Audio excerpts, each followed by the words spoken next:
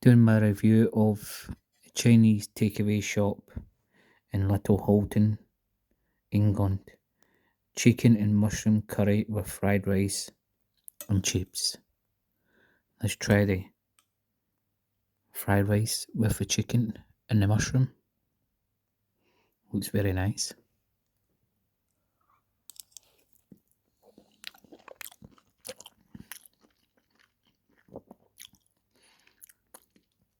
The mushrooms are well cooked.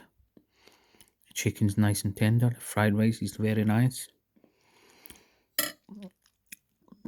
Let's try a chip. Dip it in the curry sauce. Chips are nice. Crispy. Just a standard takeaway chip. I'd give the fries about a 6 out of 10. The chicken and mushroom and fried rice curry, I'd give it about 8.7. So if you like my videos, my reviews, give it a thumbs up, subscribe, peace.